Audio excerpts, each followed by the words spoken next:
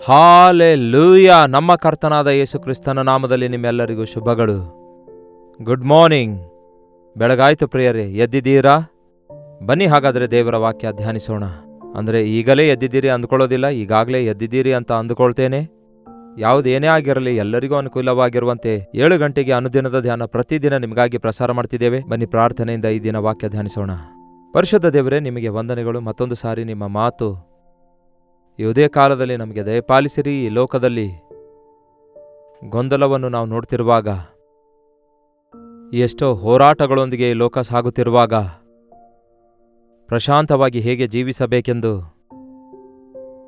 ಹೇಗೆ ನಿಮಗೋಸ್ಕರ ನಾವು ಬದುಕಬೇಕು ಎಂದು ಅರಿತುಕೊಳ್ಳುವ ಹಾಗೆ ನಿಮ್ಮ ಆತ್ಮನಿಂದ ನಾವು ಒಪ್ಪಿಕೊಳ್ಳುವಂತೆ ಮಾಡಿ ನಮ್ಮ ಜೀವಿತಗಳನ್ನು ತಿದ್ದು ಸರಿಪಡಿಸಿರಿ ಎಂದು ಯೇಸುವಿನ ನಾಮದಲ್ಲಿ ಬೇಡಿ ಹೊಂದಿದ್ದೇವೆ ತಂದೆಯೇ, ಆಮೇನ್. ಹೌದು ಪ್ರಿಯರೇ, ನಾವು ಚಿಕ್ಕ ಮಕ್ಕಳಿಗೆ ಬೇಡಿಕೊಳ್ತಾ ಇರ್ತೇವಲ್ಲವೇ, ಹಾಗೆಯೇ ದೇವರು ನಮ್ಮೆಲ್ಲರಿಗೂ ಬೇಡಿಕೊಳ್ತಿದ್ದಾರೆ. ಆತನ ಪ್ರೀತಿ ಎಷ್ಟೋ ದೊಡ್ಡದಾಗಿದೆ. ಆತನು ಯಾವಾಗಲೂ ನಮ್ಮನ್ನು ಪ್ರೀತಿಸುತ್ತಾನೆ. ವಿಧೇಯರಾಗದೇ ಇರುವವರ ಕಡೆಗೆ ಆತನು ದಿನವೆಲ್ಲ ತನ್ನ ಕೈಗಳನ್ನು ಚಾಚಿಕೊಂಡಿದ್ದಾನೆಂದು ವಾಕ್ಯ ಹೇಳುತ್ತೆ. ಅವಿಧೇಯರಾಗಿ ಎದುರು ಬೀಳುವ ಪ್ರಜೆಗಳನ್ನು ಆತನು ತಿರಸ್ಕರಿಸುವುದಿಲ್ಲ, ಆದರೆ ಸೇರಿಸಿಕೊಳ್ಳುವುದಕ್ಕಾಗಿ ತನ್ನ ಕೈಗಳನ್ನು ಚಾಚಿ ಆಹ್ವಾನಿಸುತ್ತಾರೆ. ಪ್ರಾರ್ಥನೆ ಮಾಡಬೇಕು ಪ್ರಿಯರೇ. ಈ ಲೋಕದಲ್ಲಿ ಎಷ್ಟೋ ಜನ ದೇವರ ನಿಕಟತೆಗೆ ಬರುವುದರ ಬದಲಿಗೆ ದೇವರಿಂದ ದೂರವಾಗ್ತಿದ್ದಾರೆ. ಯೇಸು ಕ್ರಿಸ್ತನನ್ನು ನಂಬಿದ್ದೇವೆ ಎನ್ನುವಂಥವರು ಕೂಡ ತಾವು ಎಲ್ಲಿದ್ದಾರೋ, ಯಾವ ಸ್ಥಿತಿಯಲ್ಲಿದ್ದಾರೋ ಅಲ್ಲೇ ಇದ್ದು ದೇವರೊಂದಿಗಿರುವಂತಹ ಸಂಬಂಧ ಕಳ್ಕೊಳ್ತಿದ್ದಾರೆ. ಇಂತಹ ದಿನಮಾನಗಳಲ್ಲಿ ನಾವು ಬಹು ಜಾಗರೂಕರಾಗಿರಬೇಕು. ಒಂದು ಕಾಲದಲ್ಲಿ ಇಷ್ಟೊಂದು ಸಮಾಚಾರ ನಮಗೆ ಗೊತ್ತಾಗ್ತಿರಲಿಲ್ಲ. ಯಾಕೆಂದರೆ ನಮ್ಮ ಜೀವಿತದಲ್ಲಿ ಎಲ್ಲೋ ಒಂದು ಕಡೆ ಹೀಗೆ ಓದಿದೆ, 1951ನೇ ವರ್ಷದಿಂದ 89 ವರ್ಷದ ಒಳಗಡೆ ಹುಟ್ಟಿದವರೆಲ್ಲರೂ ಬಹಳ ಧನ್ಯರೆಂದು. ಆ ಧನ್ಯರಲ್ಲಿ ನಾನೂ ಒಬ್ಬನಾಗಿದ್ದೇನೆಂದು ತಿಳಿದು ಸಂತೋಷಿಸುತ್ತೇನೆ. ಏನೆಂದು ಆಲೋಚಿಸಿದರೆ, ಆ ಕಾಲದಲ್ಲಿ ಹುಟ್ಟಿರುವಂತಹ ಚಿಕ್ಕ ಮಕ್ಕಳು 6, 7, 8, 9, 10 ವರ್ಷದ ವಯಸ್ಸಿನ ಮಕ್ಕಳು, ಅವರಿಗೆ ಈ ದಿನಗಳಲ್ಲಿದ್ದ ವಿಡಿಯೋ ಗೇಮ್ಸ್ ಇರಲಿಲ್ಲ. ಹೊರಗಡೆ ಹೋಗಿ ಆಟ ಆಡ್ತಾ ಇದ್ರು ಆಗಿನ ಮಕ್ಕಳು. ಈ ದಿನಗಳಲ್ಲಿರುವಂತಹ ಕ್ಯಾಡ್ಬೆರೀಸ್, ಚಾಕ್ಲೇಟ್ಸ್ ಅಂತ, ಬಿಸ್ಕೆಟ್ಸ್ ಅಂತ, ಅಷ್ಟೇ ಅಲ್ಲ, ಈಗಿನ ಕಾಲದಲ್ಲಿ ಬಂದಿರುವ ಟಿಂಡ್ ಫುಡ್ ಏನು ಇರ್ತಾ ಇರಲಿಲ್ಲ. ಚೆನ್ನಾಗಿ ಅಮ್ಮ ಮಾಡಿ ಬಡಿಸಿರುವ ಆಹಾರವನ್ನೇ ತಿನ್ನುತ್ತಾ ಇದ್ದೆವು. ಈ ಕಲರ್ ಟಿವಿಗಳಾಗಲಿ ಹಾಗೂ ಈ ಮೊಬೈಲ್ಸ್ ಆಗಲಿ, ಈ ಮೀಡಿಯಾವಾಗಲಿ ಇಲ್ಲದೇ ಇರುವುದರಿಂದ ಬಹಳಷ್ಟು ಸಮಯ ಇರ್ತಿತ್ತು. ಆಮೇಲೆ ಒಂದು ಸ್ವಲ್ಪ ಮಟ್ಟಿಗೆ 1-2 ಚಾನಲ್ 70ನೇ ಇಸ್ವಿಯ ನಂತರ ದೂರದರ್ಶನ್ ಬಂದಿತ್ತು. ಆದರೆ ಅದರಲ್ಲಿ ಕೆಲವೊಂದು ಪ್ರೋಗ್ರಾಮ್ಗಳು ಮಾತ್ರ, ಕೆಲವೊಂದು ವಾರ್ತೆಗಳು ಮಾತ್ರ ಕೇಳಿಸ್ತಾ ಇದ್ವು. ಹಾಗಾಗಿ ಪ್ರಶಾಂತವಾಗಿರ್ತಾ ಇದ್ದೆವು. ಈಗ 24/7 ಒಂದು ಚಾನಲ್ ಹೆಸರೇ 24/7 ಇದೆಯಲ್ಲವೇ.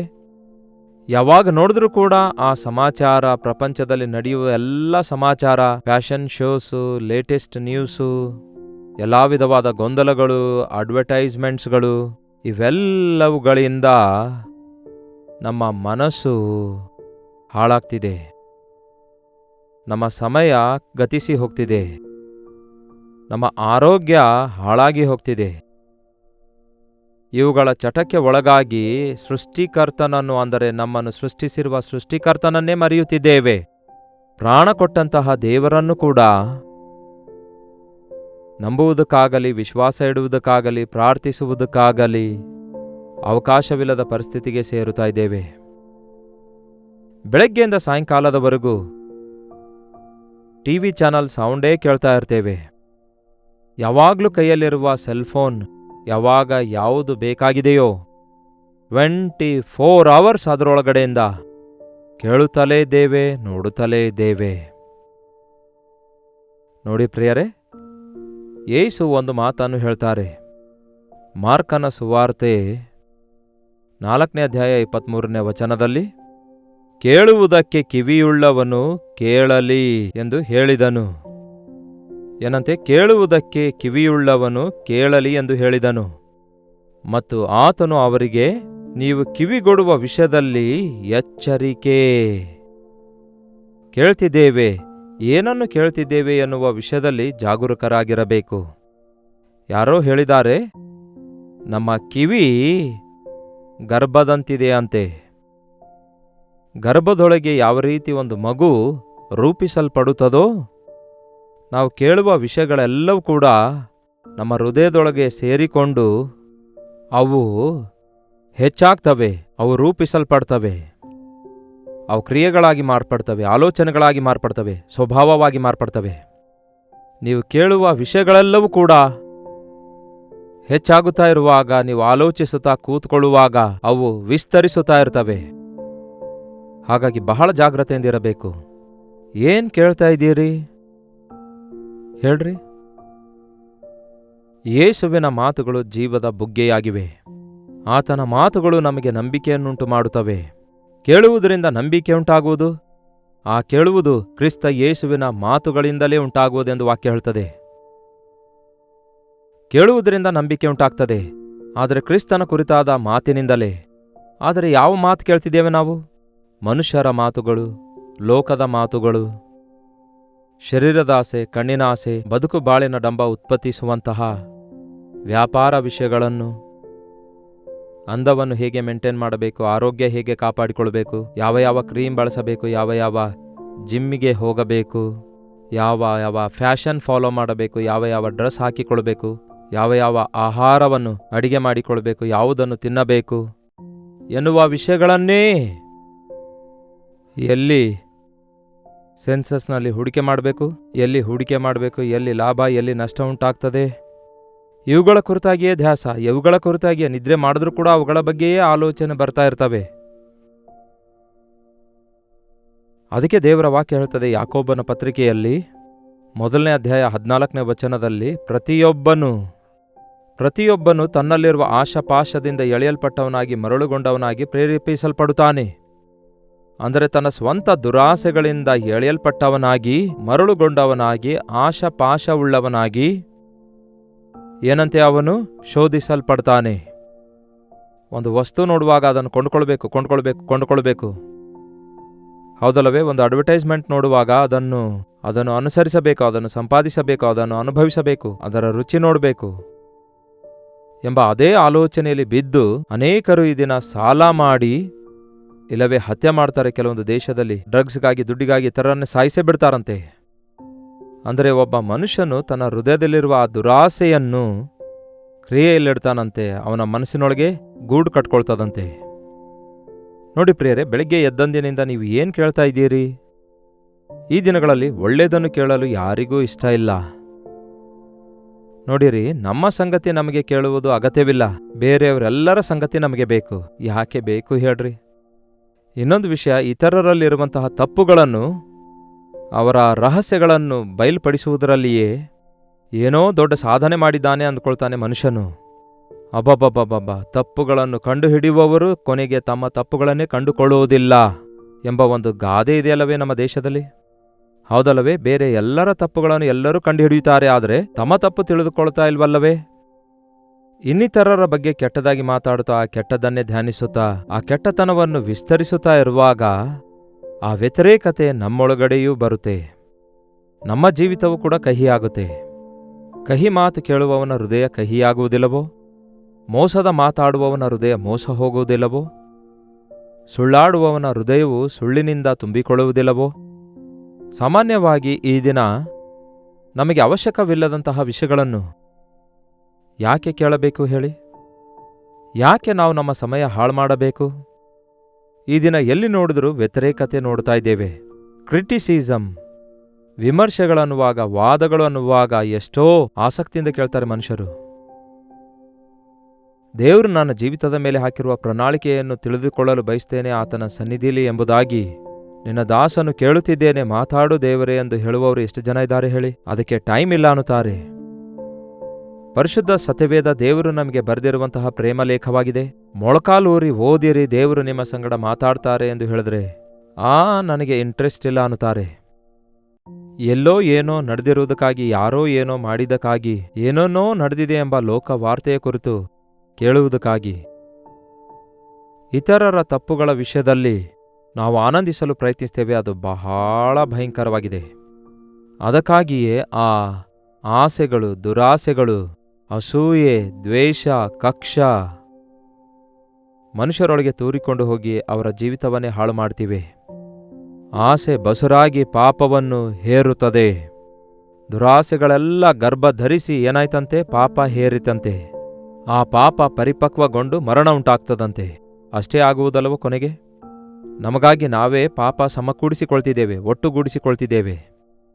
ನೆರೆಯವನ ಪಾಪದಲ್ಲಿ, ಅವನು ಮಾಡುವ ಪಾಪದಲ್ಲಿ ಪಾಲುಗಾರರಾಗಬಾರದು. ಇತರರ ಪಾಪದ ಕುರಿತು ನಮಗೆ ಗೊತ್ತಿಲ್ಲದಿರುವವರೆಗೂ, ಅದರ ಕುರಿತು ನಾವು ಅನ್ವೇಷ ಮಾಡದೇ ಇರುವವರೆಗೂ ನಮಗೆ ಸಂಬಂಧ ಇರೋದಿಲ್ಲ, ನಮಗೆ ಯಾವ ದೋಷ ಇರೋದಿಲ್ಲ.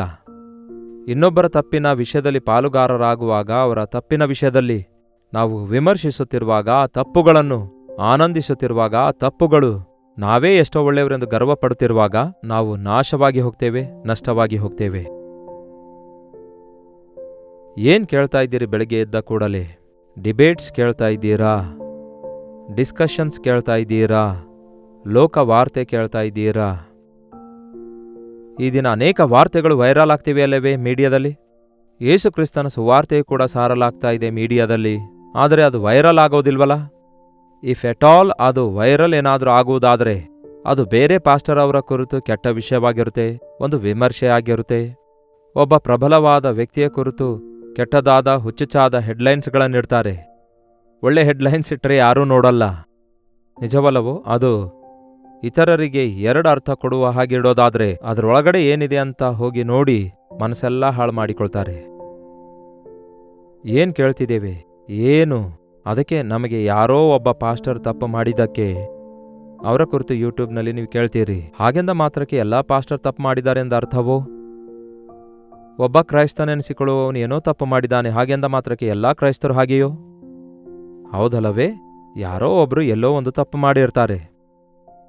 ಆದರೆ ಅದರಿಂದ ಎಲ್ಲರೂ ಹೀಗೆಯೇ ಎಂದು ನಿರ್ಧರಿಸುವುದಾದರೆ ನಿಮ್ಮ ಜೀವಿತದಲ್ಲಿ ಬೇರೆ ದಾರಿಯೇ ಇರಲ್ಲ. ನಿಮ್ಮ ಸಂಗತಿಯೂ ಅಷ್ಟೇ ಆಗುತ್ತೆ ಅಲ್ಲವೋ? ಇತರರ ಕಡೆಗೆ ಬೆರಳು ತೋರಿಸುವುದಕ್ಕಿಂತ ಮುಂಚೆ ನಮ್ಮನ್ನು ನಾವೇ ಮೊದಲು ನೋಡಿಕೊಳ್ಳೋದಾದರೆ ಅದು ಎಷ್ಟೋ ಒಳ್ಳೆಯದಾಗಿರುತ್ತೆ. ಇತರರ ರಹಸ್ಯಗಳನ್ನು ನೋಡಬೇಕೆಂಬ ಮನಸ್ಸು ಅದು ಅಪವಿತ್ರವಾದದ್ದಾಗಿದೆ, ದುರಾತ್ಮನಿಂದ ಬಂದದಾಗಿದೆ.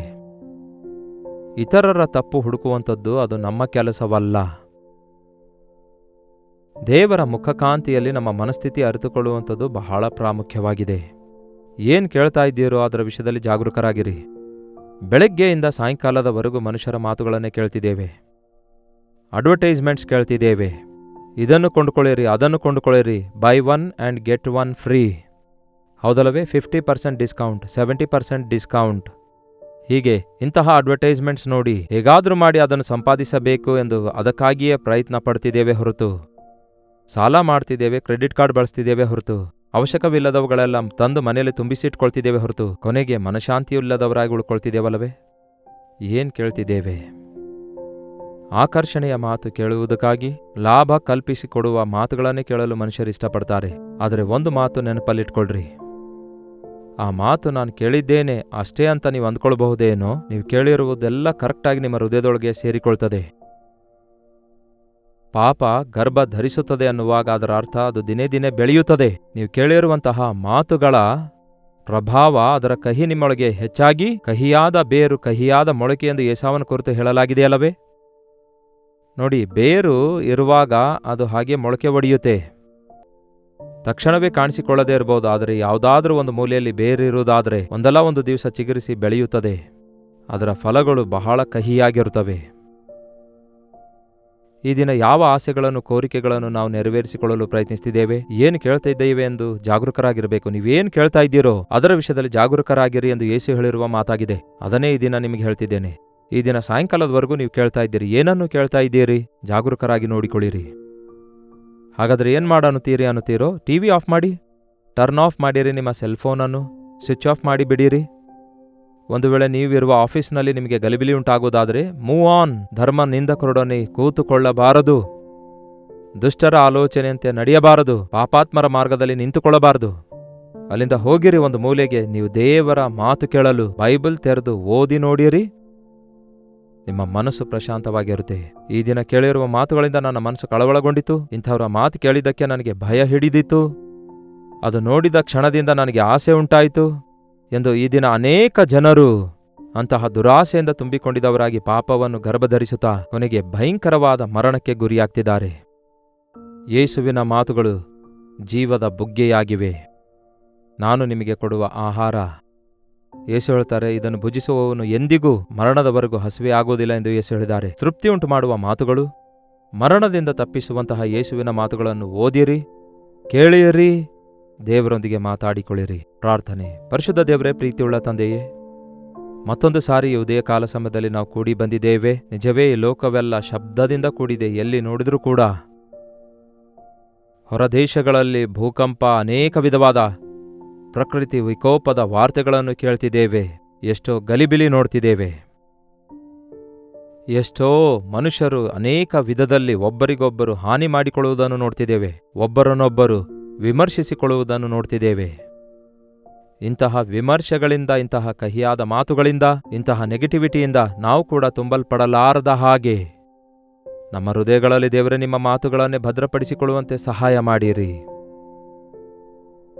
ಕಿವಿಯುಳ್ಳವನು ಕೇಳಲಿ ಎಂದು ನೀವು ಹೇಳಿದಿರಲ್ಲವೇ? ಎಂಥದೇ ಪರಿಸ್ಥಿತಿಯಲ್ಲಿದ್ದರೂ ಕೂಡ ನಾನು ಯೇಸುವಿನ ಮಾತು ನಾನು ಕೇಳಬೇಕು ಎಂದು ಕೇಳುವುದಕ್ಕಾಗಿ ಕೇಳುವ ಕಿವಿಯನ್ನು ಮತ್ತು ಗ್ರಹಿಸಿಕೊಳ್ಳುವ ಹೃದಯವನ್ನು ನಮಗೆ ದಯಪಾಲಿಸಿರಿ. ನಮ್ಮ ಮನಸಾಕ್ಷಿಯನ್ನು ಕಾಪಾಡಿಕೊಳ್ಳಲು ಸಹಾಯ ಮಾಡಿರಿ. ನಿಮ್ಮ ಮಾತುಗಳು ನಮಗೆ ನಿತ್ಯ ಜೀವ ಕೊಡುವಂಥದ್ದಾಗಿರೋದ್ರಿಂದ, ಸಮಾಧಾನ ಸಂತೋಷ ಉಂಟು ಮಾಡುವಂಥವುಗಳಾಗಿರೋದ್ರಿಂದ, ನಿಮ್ಮ ಮುಂದೆ ಪಾಪ ಮಾಡಲಾರದಂತೆ ನಮ್ಮ ಹೃದಯಗಳಲ್ಲಿ ನಿಮ್ಮ ಮಾತುಗಳನ್ನು ಇಟ್ಕೊಳ್ಳುವ ಹಾಗೆ, ನಾವು ಬಾಯಿ ತೆರೆದರೆ ಲೋಕದ ಮಾತುಗಳನ್ನಾಡದೆ ಯೇಸುವಿನ ಮಾತುಗಳನ್ನೇ ನುಡಿಯುವ ಹಾಗೆ ಪ್ರೀತಿಯಿಂದ ಕೂಡಿರುವ ಕೃಪಾಸಹಿತವಾದ ಉಪ್ಪು ಬೆರೆಸಿರುವಂತೆ ನಮ್ಮ ಸಂಭಾಷಣೆ ಇರುವ ಹಾಗೆ ಸಹಾಯ ಮಾಡಿರೆಂದು ಕ್ರಿಸ್ತನ ನಾಮದಲ್ಲಿ ಬೇಡುತ್ತೇನೆ ತಂದೆಯೇ. ಆಮೇನ್. ತಂದೆಯಾದ ದೇವರ ಪ್ರೀತಿಯು, ಮಗನಾಗಿರುವ ಕ್ರಿಸ್ತನ ಕೃಪೆಯು, ಆದರಣೆಕರ್ತನಾದ ಪವಿತ್ರಾತ್ಮನ ಸಹವಾಸವು ಕೂಡಿ ಬಂದಿರುವ ನಮ್ಮೆಲ್ಲರ ಸಂಗಡ ಇಂದಿಗೂ ಸದಾಕಾಲಕ್ಕೂ ನೆಲೆಯಾಗಿರಲಿ. ಆಮೇನ್. ದೇವರಿಗೆ ಸ್ತೋತ್ರ. ನೀವು ಯಾವ ಸ್ಥಳದಿಂದ ವೀಕ್ಷಿಸ್ತಾ ಇದ್ದೀರೆಂದು ನಿಮ್ಮ ಹೆಸರು, ಊರು ಲೈವ್ ಚಾಟ್ನಲ್ಲಿ ಬಂದು ಟೈಪ್ ಮಾಡಿರಿ. ಅಷ್ಟು ಮಾತ್ರವಲ್ಲ, 8939731313 ನಂಬರಿಗೆ ಹಾಗೂ ಇತರ ದೇಶದಿಂದಲೂ ಸಹ ನೀವು ವೀಕ್ಷಿಸುವುದಾದರೆ ಕೊಡಲ್ಪಟ್ಟಂತಹ ಇದೇ ನಂಬರಿಗೆ ನಿಮ್ಮ ಪ್ರಾರ್ಥನಾ ಮನವಿಗಳನ್ನು, ಪ್ರೈಸ್ ರಿಪೋರ್ಟ್ಸ್ಗಳನ್ನು ಒಂದು ಟೆಕ್ಸ್ಟ್ ಆಗಲಿ, ವಾಯ್ಸ್ ಮೆಸೇಜ್ ಮುಖಾಂತರವಾಗಲಿ ವಾಟ್ಸಪ್ ಮಾಡಿರಿ. ಅವೆಲ್ಲವುಗಳನ್ನು ನಾವು ಪರಿಶೀಲಿಸ್ತಿದ್ದೇವೆ, ನಿಮಗಾಗಿ ಪ್ರಾರ್ಥಿಸ್ತಿದ್ದೇವೆ. ನೀವು ಕೂಡ ಪ್ರಾರ್ಥಿಸಿರಿ. ತಪ್ಪದೆ ದೇವರು ತನ್ನ ಅದ್ಭುತ ಕಾರ್ಯ ಮಾಡ್ತಾರೆ. ನಮ್ಮ ಮನಸಾಕ್ಷಿಯನ್ನು ಕಾಪಾಡಿಕೊಳ್ಳೋಣ. ದೇವರ ಮಾತುಗಳಿಂದ ನಮ್ಮ ಹೃದಯ ತುಂಬಿಸಿಕೊಳ್ಳೋಣ. ಆತನ ಬರೋಣಕ್ಕಾಗಿ ಕಾದು ಎದುರು ನೋಡುವವರಾಗಿ ಎಚ್ಚರವಾಗಿದ್ದು ಪ್ರಾರ್ಥಿಸುವುದನ್ನು ಕಲಿತುಕೊಳ್ಳೋಣ. ಕರ್ತನ ಚಿತ್ತವಿರುವುದಾದರೆ ಮತ್ತೆ ನಾಳೆ ಇದೇ ಅನುದಿನದ ಧ್ಯಾನ ಎಂಬ ಕಾರ್ಯಕ್ರಮದಲ್ಲಿ ಮತ್ತೊಮ್ಮೆ ಭೇಟಿಯಾಗೋಣ. ಅಲ್ಲಿವರೆಗೂ ದೇವರ ಮಹಾಕೃಪೆ ನಿಮ್ಮೆಲ್ಲರೊಂದಿಗಿರಲಿ.